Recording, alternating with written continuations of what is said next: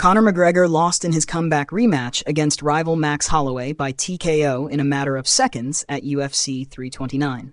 The longtime rivals matched up for the second time as part of UFC 329, McGregor vs. Holloway 2, at the T-Mobile Arena in Paradise, Nevada, on Saturday, July 11th.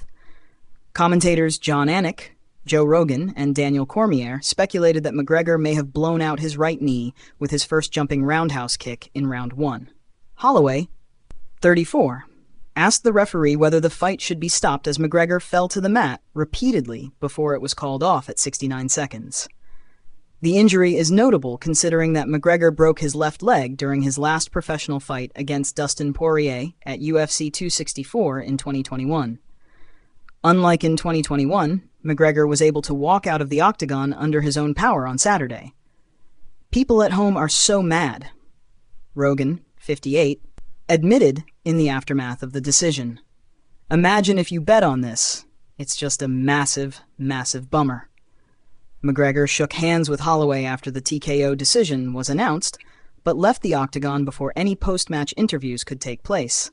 Speaking with Rogan after the match, Holloway called for the frustrated live crowd to cheer McGregor and encouraged the UFC to book a third match between them. "Let's get this f***ing money, boys," Holloway demanded. "We gotta run it back one more time, at least." Later in the broadcast, Rogan admitted to viewers, "This is just one of those things that happens and it sucks." McGregor, 37, last stepped into the octagon for a main event fight against Poirier, 37, at UFC 264 on July 10, 2021. On that night, McGregor was injured in the first round and left the cage on a stretcher with a broken leg. McGregor stayed away from the sport for 3 years to nurse his injuries until he agreed to face fellow Celine. The Ultimate Fighter coach Michael Chandler at the T-Mobile Arena on June 29, 2024. The fight was ultimately scrapped due to McGregor sustaining a broken toe in training. Following an 18-month suspension from the Combat Sports Anti-Doping Agency, McGregor's return bout against Holloway was officially announced by UFC President Dana White on May 16th. The two fighters previously clashed at UFC Fight Night 26 in August 2013, where McGregor was victorious via unanimous decision. Ahead of UFC 329, McGregor confirmed he planned to bring his and fiancée Dee Devlin's 4 children, Connor Jr., 9, Croya, 7, Rian, 5, and Mac, 2, to T-Mobile Arena to watch his fight in person.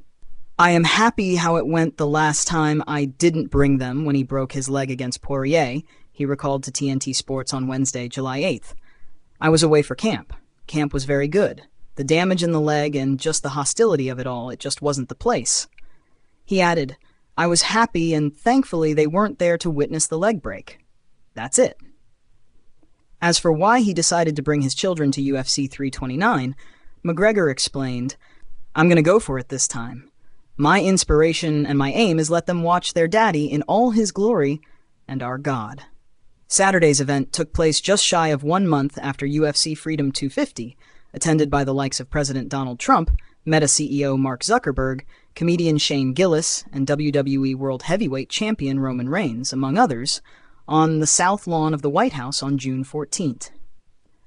The 7-fight UFC Freedom 250 card was headlined by Justin Gaethje defeating Ilia Topuria to win the undisputed UFC Lightweight Championship. UFC 329 McGregor vs. Holloway 2 aired on Paramount+.